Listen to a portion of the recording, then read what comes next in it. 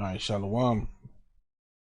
Barakatah Yahweh, Barakatah Yahweh Shai, Barakatah Yahweh, Barakatah Yahweh Shai, Barakatah Yahweh, Ba'ashem Yahweh Shai, Ba'ashem Harakakwadash. Double honors to the apostles and elders at Great Millstone. Peace, blessings, and salutations to the hopefully elect. It's the brother Azariah here with the Pittsburgh GMS camp. I want to go into this quick lesson. Now, I was thinking of entitling this lesson, spiritual imagery and the serpent, right? Because the Most High paints a picture, okay? The Most High is the ultimate wordsmith, okay? And he sometimes he'll make a statement, okay, through the Spirit, through the Scriptures, and it'll have a very deep meaning to it, okay? And there's a reason that the wicked, okay, Esau, Edom, the so-called white man, is called a serpent, okay?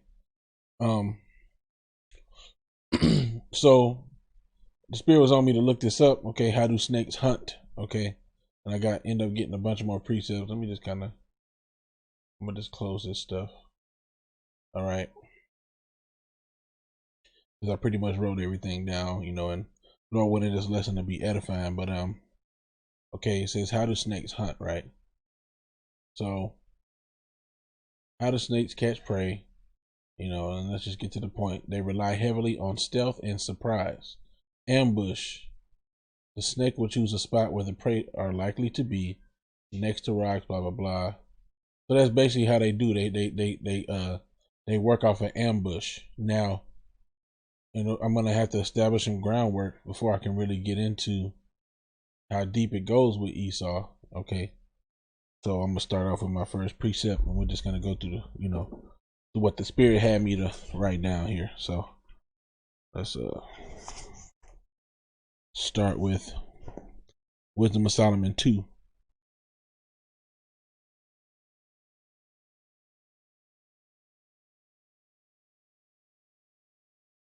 All right, so Lucky, I had to pause real quick, but Wisdom of Solomon 2. Okay.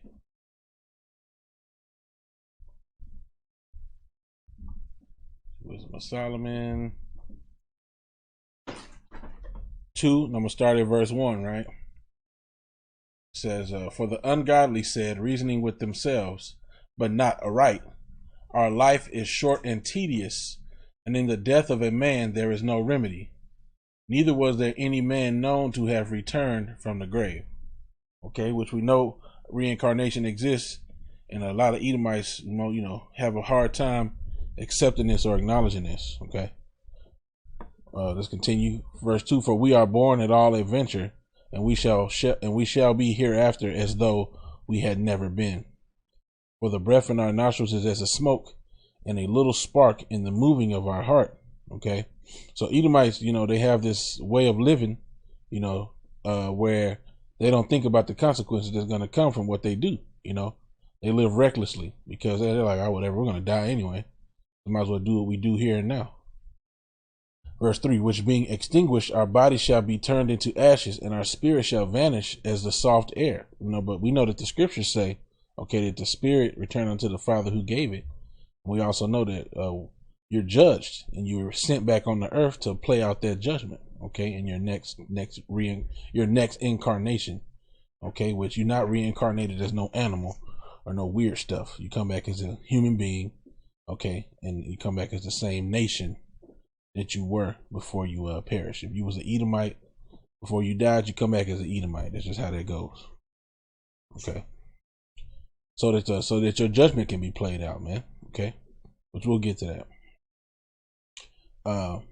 Verse 5: for our time is a very shadow that passeth away, and our end, and after our end there is no returning, for it is fast sealed, so that no man cometh again. And like I said, the wicked reasoning with themselves, the ungodly reasoning with themselves, but not aright. This is what they say of not rightly, because they really think that there's no judgment for what they've done. So let's just let's get the next precept here. Okay, Isaiah 47.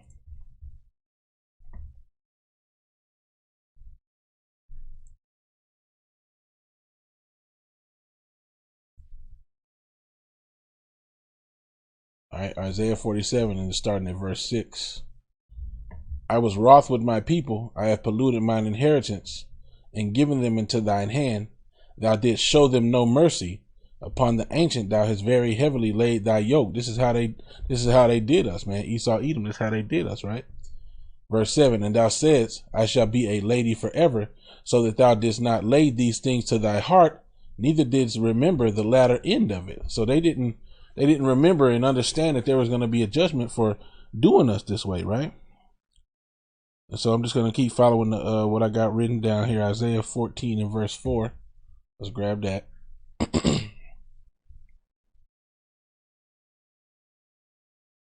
Yeah, but that just shows you, like I said, they lived recklessly. They did what they wanted to do. Isaiah 14 and 4.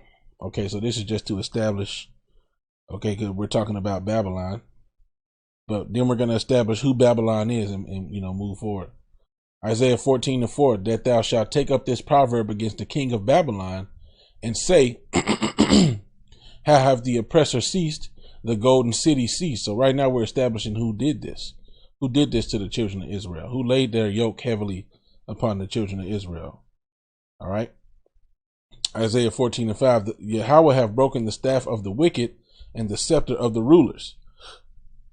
He who smote the people in wrath with a continual stroke, he that ruled the nations in anger is persecuted and none hindereth. And who smites the people in wrath with a continual stroke all the time, bullying and doing all these different things? Well, Esau, Edom. He's always bombing somebody, and sending troops and overthrowing governments.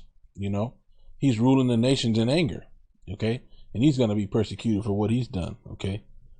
All right, so let's see here. Next, I'm getting verse 21, okay, and 22. Prepare slaughter for his children for the iniquity of their fathers, that they do not rise nor possess the land, nor fill the face of the world with cities.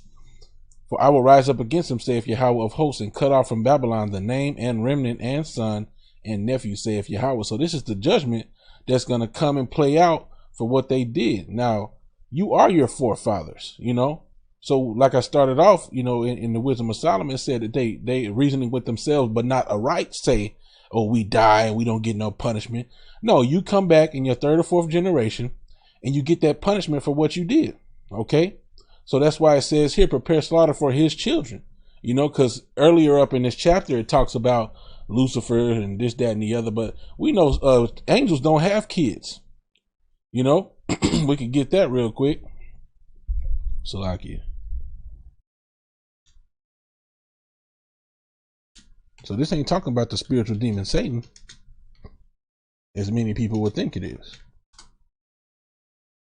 Okay, Matthew 22 and 30. For in the resurrection they neither marry nor are given in marriage, but as the angels of the Most High in heaven.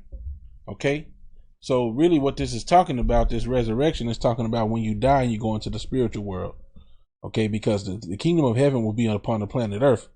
And of course, people are going to be having kids because that's what the scriptures say. A little one shall become 1,000. Okay.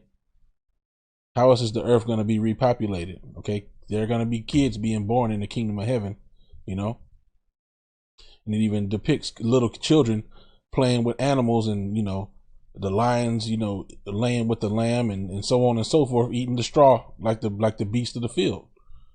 So, this is talking about when you die. Okay. And there are even stories showing you that the angels don't eat or drink or none of that. They don't have physical needs. They don't have physical needs to do those things. They're completely obedient to the Most High. All right. So move on to the next precept. So now we're going to go to Psalms 137 because some more groundwork has to be established because key words are being used.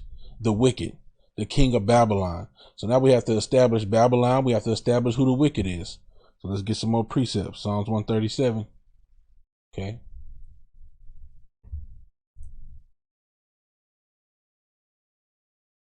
Psalms 137. And we're going to start at verse 1. By the rivers of Babylon, there we sat down. Yea, we wept when we remembered Zion. So now I'm going to skip down to verse 5. If I forget thee, O Jerusalem, let me make sure. No, Salakia, verse 7.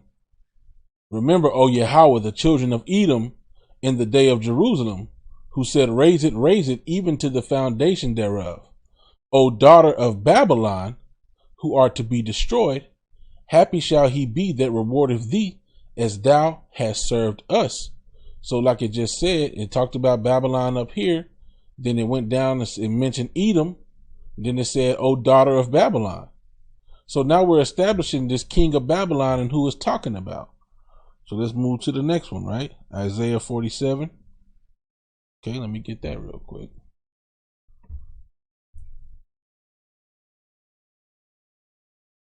Isaiah 47. So we're just trying to move, just go through the scriptures.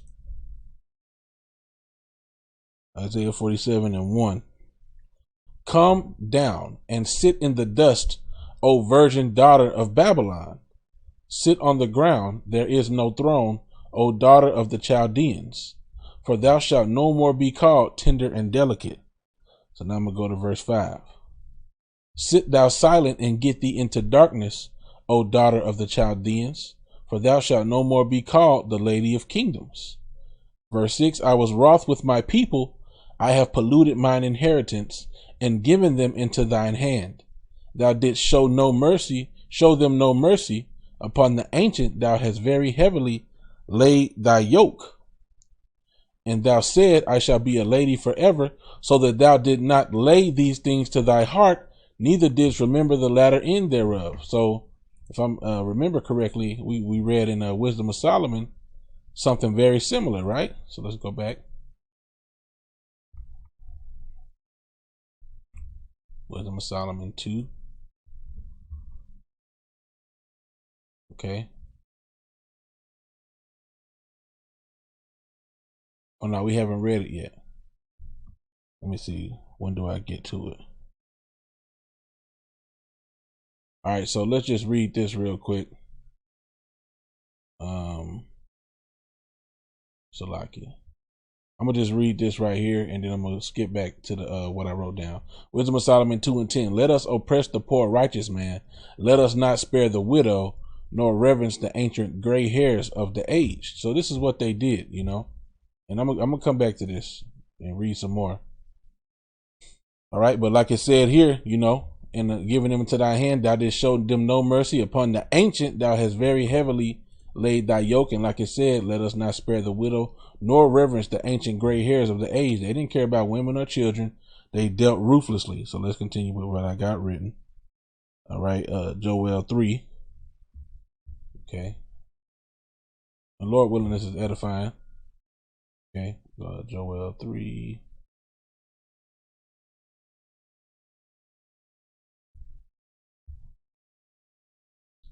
I'm started at verse 1. Joel 3 and 1. For behold, in those days and in that time, so we're going to continue to establish who had the children of Israel in captivity, okay, which you so-called blacks, Latinos, and Native Americans, you are the children of Israel, regardless of what scoffers and unbelievers may say. We are the biblical Israelites. We're about to establish who had us in captivity, okay, and who and what their code name is in the scriptures, because they have many code names. Joel 3 and 1. For behold, in those days and in that time, when I shall bring again the captivity of Judah and Jerusalem, I will also gather all nations. And so I'm going to read this down to verse 15. I will also gather all nations and will bring them down into the valley of Yahweh Shaphat, that's how you pronounce that in the ancient Paleo Hebrew. Yahweh Shaphat, meaning the Most High's judgment, and will plead with them there for my people. So when he goes into plead, that word actually goes into judging people, okay, judging them. So he's going to judge them with death.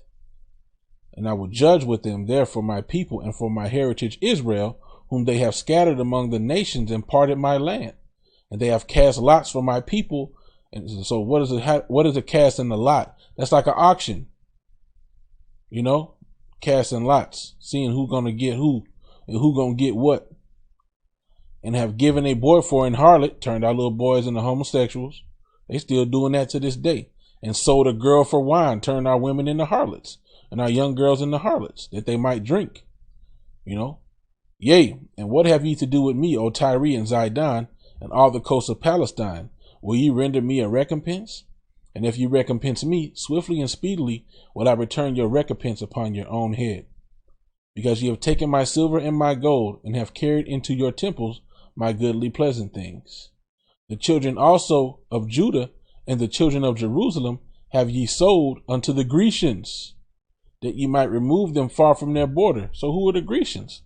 Who go around proudly boasting that they were the Grecians, that they were the Greeks and the Romans?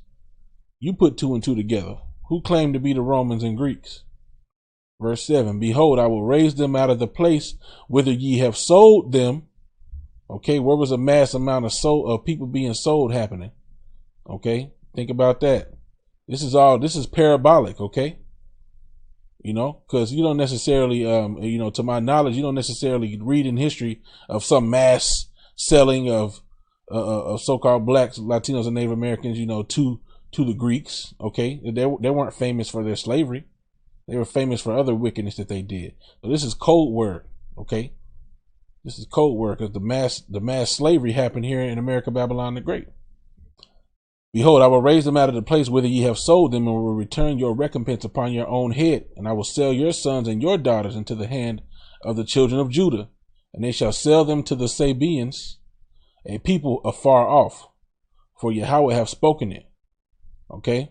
Proclaim ye this among the Gentiles, prepare war, wake up the mighty men, let all the nations of war draw near, let them come up. So this is what's coming, And let's see here. I don't think I'm gonna read all this. All right. Yeah, I'm not gonna read all that right now. I'm gonna move to the next precept. Ezekiel 35. But judgment is definitely coming for what they did. Okay. Ezekiel 35. Whoops.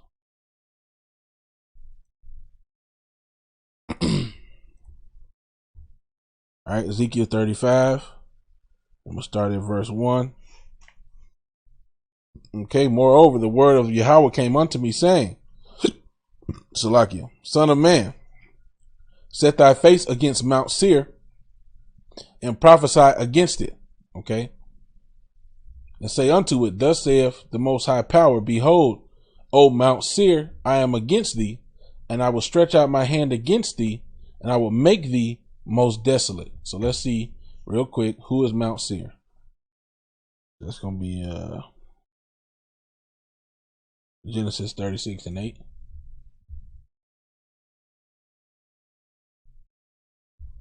Genesis 36 and 8. Thus dwelt Esau in Mount Seir. Esau is Edom. So let's go back and finish up. Okay. Ezekiel 35. All right.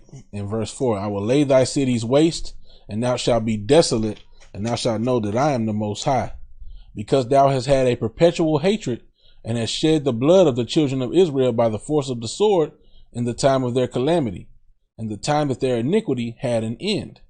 So like I said, we're still laying some groundwork, okay, because I'm going to get back to their nature, their snake and serpent-like nature, okay? But we're laying some groundwork so people don't have any argument about who Esau, Edom, who the wicked is, okay? Because thou hast had a perpetual hatred, and hast shed the blood of the children of Israel by the force of the sword in the time of their calamity, and the time that their iniquity had an end. Therefore, as I live, saith the Most High Power, I will prepare thee unto blood, and blood shall pursue thee, since thou hast not hated blood, even blood shall pursue thee. Prepare slaughter for his children, right? Like we read. Verse 7, thus will I make Mount Seir most desolate, and cut off from it him that passeth out, and him that returneth. Salakia. Okay, let me see. Yeah. And will fill his mountains with his slain men. In thy hills and in thy valleys and in all thy rivers shall they fall that are slain with the sword. I will make thee perpetual desolations. You're going to be continually desolate, continually a destruction. Nobody's going to dwell there again, which the scriptures also say, okay? And that didn't happen to ancient Babylon. It's further proven that this is talking about something else. And thy city shall not return, and ye shall know that I am Yahweh, okay?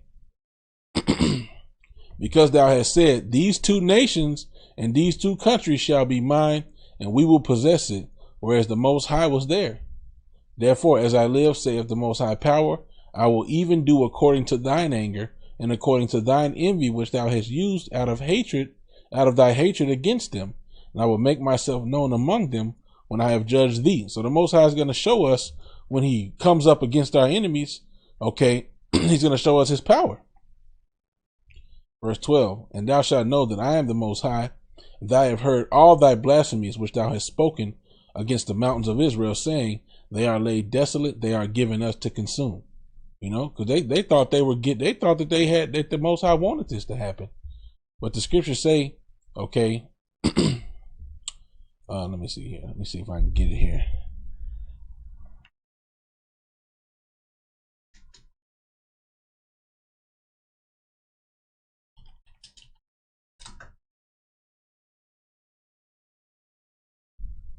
Zechariah 1:15, and I am very sore displeased with the heathen that are at ease, for I was but a little displeased, and they helped forward the affliction. Okay. So like, let me see if I can need to read a little bit above that. But basically what he's saying is, okay, after Jerusalem, after he had punished us harshly enough, you Edomites didn't stop going. You just kept going. You just kept on going and kept on jacking us up. And so the Lord's got a sword of destruction planned out for you, man. Okay. Ezekiel 35 and 13. Thus with your mouth have ye boasted against me, and have multiplied your words against me. I have heard them. Thus saith the Lord power, when the whole earth rejoiceth, I will make thee desolate. As thou didst rejoice at the inheritance of the house of Israel, because it was desolate, so will I do unto thee. Thou shalt be desolate, O Mount Seir, and all Idumea, even all of it, and they shall know that I am Yahweh. See? So it also showed you right there who he's talking about. All Idumea, which that Idumea is a Greek word, so it really shouldn't be in the Old Testament. But we're going to Google it, we're going to find out what that word Idumea means. But like it says, prophesy against Mount Seir. So this is showing you that this is not talking about ancient Mount Seir or ancient Babylon. Okay. All right. So that was Ezekiel 35 and 15. Yeah. Ezekiel 35. Put on the Strongs. Go to 15. Yeah, Idumea, which is Adam. Okay. Edom, red, Edom, Edomite, Idumea, descendants of Esau. Okay, the land of Edom, Idumea, land south east of Palestine. So yeah, see, so they're just showing you further who that's talking about. All right, so let's see. So next I'm getting Malachi 1 and 4. And like I said, Lord willing, this is edifying. I had a couple of precepts written down. Malachi 1 in verse 4. Whereas Edom saith, we are impoverished, but we will return and build the desolate places. Thus saith the Most High of hosts, they shall build, but I will throw down, and they shall call them the border of wickedness, and the people against whom the Most High hath indignation forever. So it's showing you that they're the border of wickedness. Okay. And like we started off, it talked about the wicked, okay? The wicked reasoning within themselves. So let's go back to let's go to Psalms 59 now.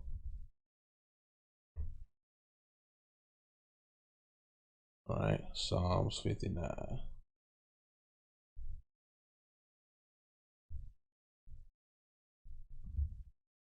Starting at verse 1. To the chief musician, Altashith, Miktam of David, when Saul sent and they watched the house to kill him.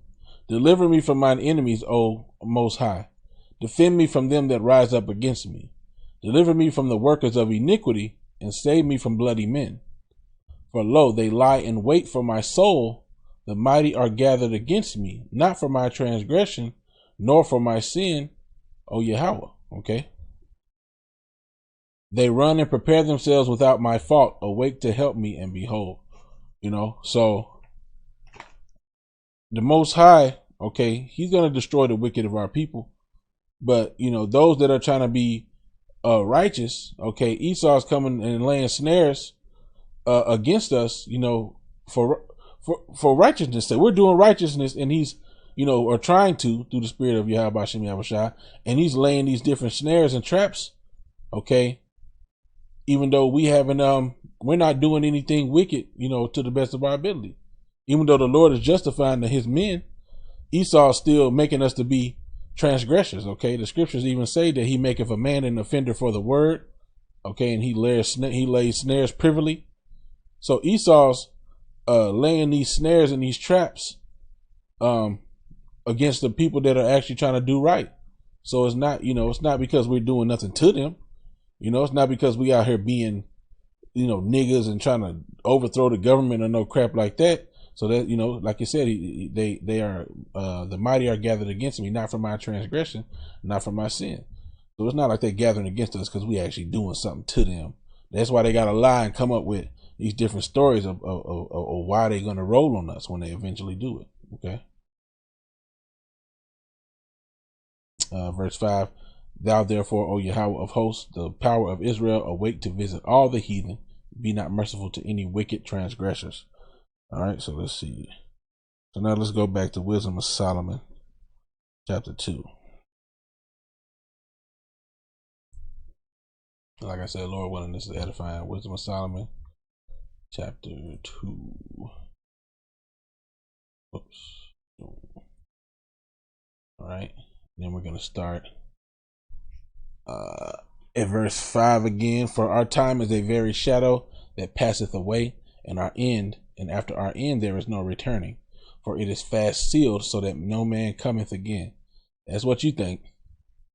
Come on, therefore, let us enjoy the good things that are present, and let us speedily use the creatures like as in youth. Don't that sound like Esau? Shooting up all the animals, killing up all the livestock, and just using all the people, abusing them, just doing what he want to do, man. That's E for you, man. Verse 7, let us fill ourselves with costly wine and ointments, and let no flower of the spring pass us by, or pass by us.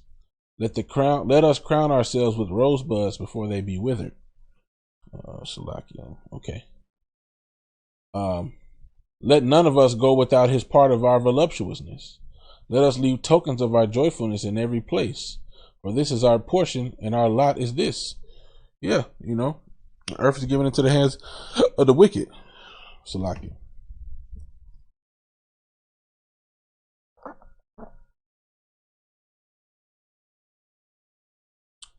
Salaki, brothers. All right. All right. Verse 10. Let us oppress the poor and righteous man. Let us not spare the widow, nor reverence the ancient gray hairs of the aged. Let our strength be the law of justice. For that which is feeble is found to be nothing worth. And what do Edomites always say when we talk about the stuff that they've done to us? Well, we conquered you. They always try to use that like, well, there's the strong survivors. We did it, and oh well, don't worry, don't complain about it. They got their different little what is that? So survival of the fittest, and there are different little doctrines that their little scientists came out with, the little wicked stuff they came out with. We evolved, higher, and you're an ape, and it's all these other different damn bullshit, because the Lord has allowed them to have blessing through their sword, and so they're just like, we're gonna live. That's how they live. Let our strength be the law of justice. By thy sword shalt thou live. Okay. For that which is feeble is found to be nothing worth. Therefore, let us lie in wait for the righteous. So going back to that serpent-like, okay, of behavior, okay, because that's what a serpent does. A serpent will hide and wait and bide its time, and then it's going to strike as soon as it has the opportunity, okay, because he is not for our turn, and he is clean contrary to our doings. He upbraideth us with our offending the law, and objective to our infamy, the transgressions of our education. So this is what the righteous are doing against the wicked, okay?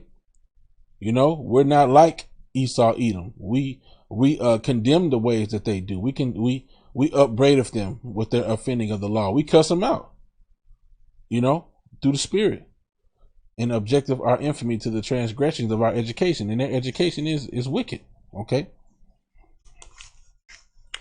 All right, so we'll go to Psalms 10.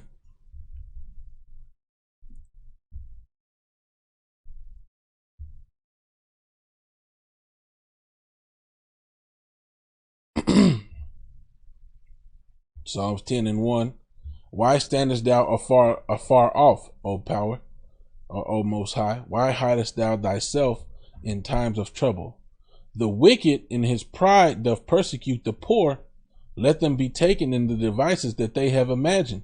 So by now we should have established who the wicked is. Okay, the wicked is Esau, Edom, the border of wickedness. Okay. So let's continue. Verse 3. For the wicked boasteth of his heart's desire, and blesseth the covetous, whom the Lord abhorreth. All right. So, matter of fact, let's see here. When thou sawest, the scripture said, when thou sawest a thief, thou consentest with him, and have been partakers, with adulterers. Let me see if I can get that. When thou sawest a thief. Psalms 50. Yeah, when thou sawest a thief, then thou consentest with him, and hast been partaker with adulterers. Okay. Okay. The wicked through the pride. Let me select it. That ain't the one. Yeah, it is. Yeah, it is.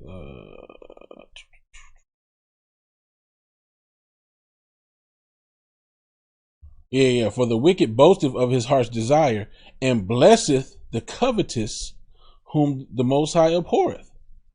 So he's consenting with the thieves. Because a covetous person wants what you got. So he's consenting with the thieves. And he's been partaker with adulterers. So he loveth the thing that the Most High hate. You know? That's Esau Edom, man. He loves homosexuality. They fucking make jokes about it, and they think it's funny. You know? And so on and so forth. They love wickedness. Okay, verse, you blesseth the covetous, whom the Lord abhorreth. You know, he uplift the wicked and bless them. You know, that dude, what was that dude's name?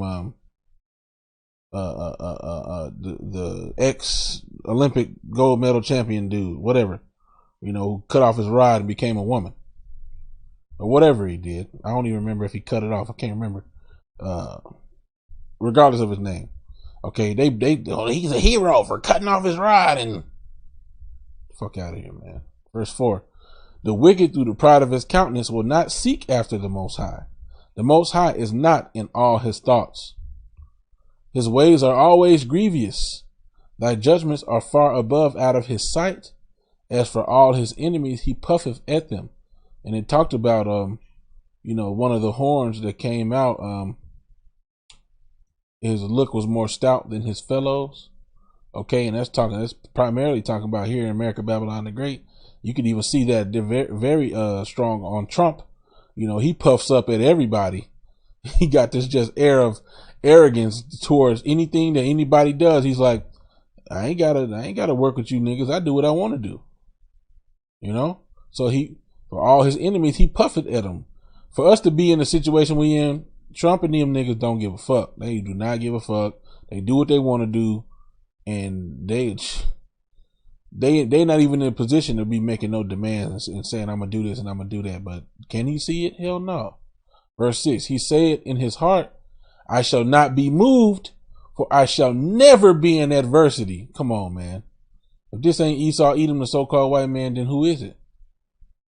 The scriptures say, let me get that. Let the scripture say it.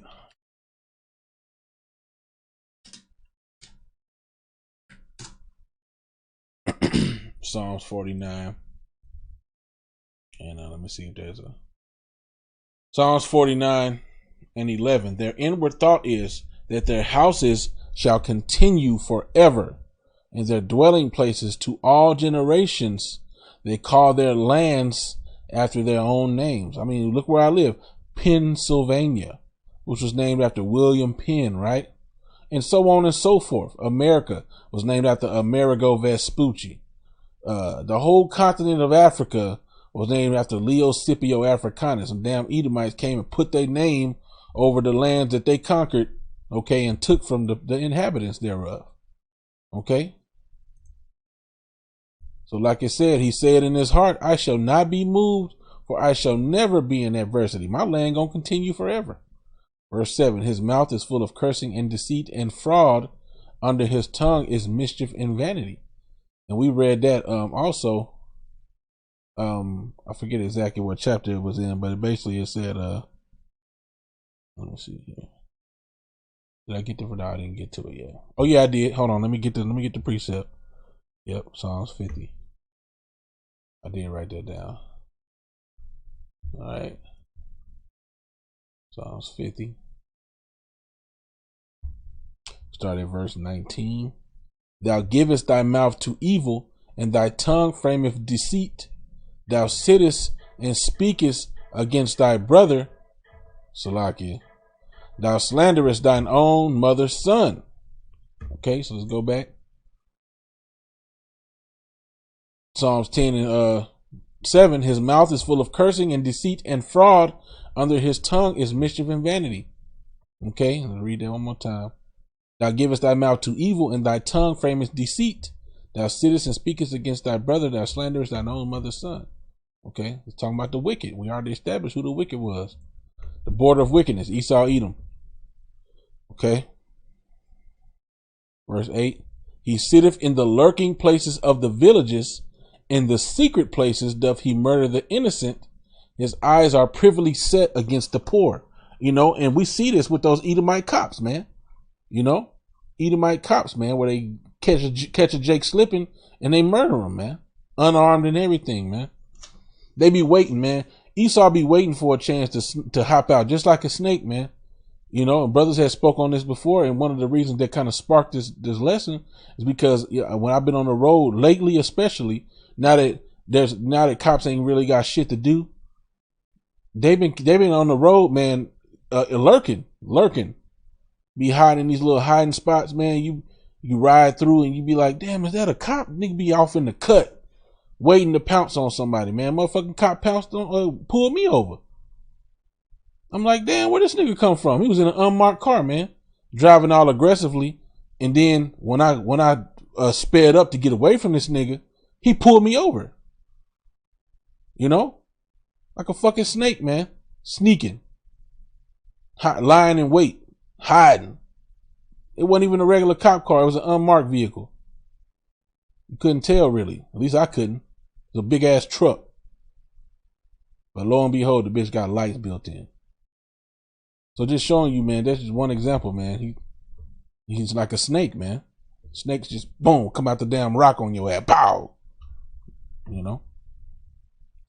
Psalms 10. And I'm wrapping up here soon. Okay. I'll read 8 again. He sitteth in the lurking places of the villages. Lurking. Those are the dark little corners. You know, you lurking, man. Sneaking. In the secret places doth he murder the innocent. His eyes are privily set against the poor. He lieth in wait secretly as a lion in his den. He lieth in wait to catch the poor. He doth catch the poor when he draweth him into his net.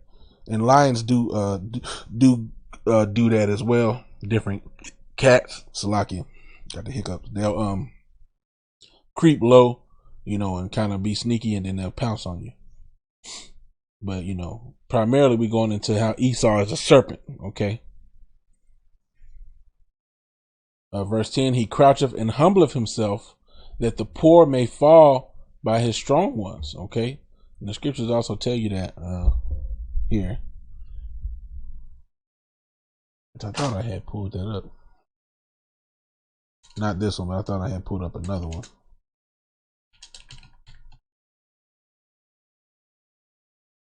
Yeah, I'm gonna get this one.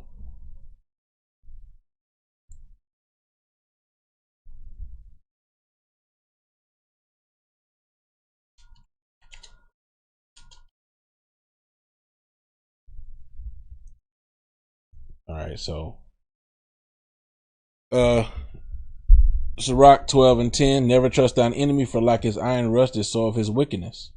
Though he humble himself and go crouching, yet take good heed and beware of him.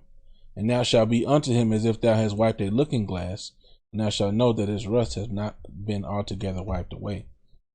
You know, he croucheth and humbleth himself, that the poor may fall by his strong ones. We just want to help you. We got the coronavirus vaccine. We just want to help you all. Won't you take it? Lo and behold, the damn shit get you sick and kill you. But he showed come crouching and humbling. Don't you need food? Come take the mark of the beast. Take this little microchip and put it in your hand, and we'll feed you. But that's gonna get you killed by the Most High. You see, he croucheth and humbleth that he may catch the poor, man. You know. And Psalms 55:21, the words of his mouth were smoother than butter, but war was in his heart. His words were softer than oil, yet were they drawn swords. Because Esau fucking charm the shit out of you. Charm you right into some wickedness. Just like the serpent did in the garden. Have he not said that you shall not eat of all the fruit of the garden? You shall surely not die. Go ahead and eat it. Go ahead and do that wickedness. Because it wasn't no damn fruit. Go ahead and learn the customs of the heathen. You ain't gonna die. He just know that he just think that he's scared that you're gonna be like him. That's why he keeping his knowledge from you. No, man. The serpent, which represents a nation of people, okay, a wicked nation that was existed in the garden. They was jealous then, they jealous now. They want to be like us. They want to be the people of the Most High. You know, Esau was jealous that he didn't get that birthright, even though he sold it. You know, even though he forfeited it, that didn't stop him from being jealous. Bless me, even me, Father. And once he found out that he lost that blessing and that he wasn't going to be chosen, what he say? Now is the time for mourning for my father, but after that, I'm going to kill my brother. And he never let that go, man. Psalms 10. Okay. Verse 10. He croucheth and humbleth himself that the poor may fall by his strong ones. He hath said in his heart, the Most High hath forgotten that he hideth his face, he will never see it. Okay, and the scriptures say, you know, that basically the Lord kept silence, and so the wicked thought that he was altogether one such as thyself, you know. I think it's right here actually.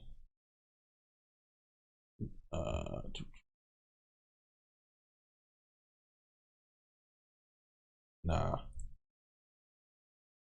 Which one? Where was it?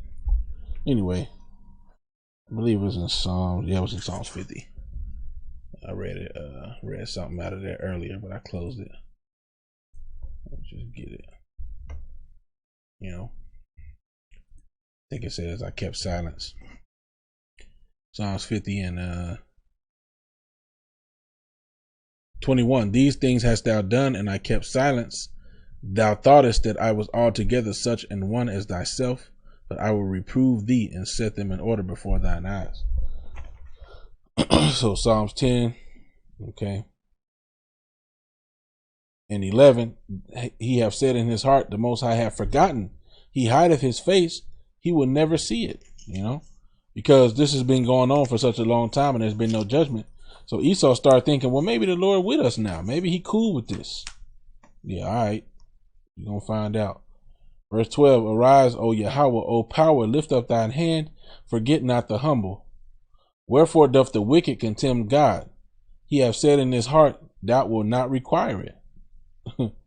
He thought that the Lord was like him, with him. Verse 14, thou hast seen it, for thou beholdest mischief and spite, to requite it with thine hand. The poor committeth himself unto thee. Thou art the helper of the fatherless. Okay. Break thou the arm of the wicked and the evil man. Seek out his wickedness till thou find none. So, hey, Esau gonna be wiped off the planet Earth after 1,000 years of captivity. The Most High Yahweh is king forever and ever. The heathen are perished out of his land. Okay. So that's pretty much all I want to get on that, But like I was saying, man, some groundwork had to be laid out, so there was a lot of precepts I went into. But the primary focus was, okay, how Esau is likened unto a serpent. He's very sneaky. Okay, he lies in wait to hop out and pounce.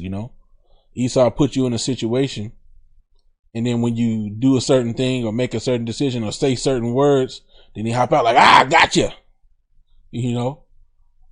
That's just the nature of him. He's sneaky.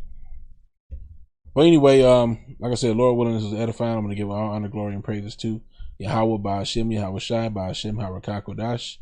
Double honors to the apostles and elders at Great Millstone. Peace, blessings, and salutations to the hopefully elect. All right, and you few Akwaf and your children that listen and learn in sincerity and in truth.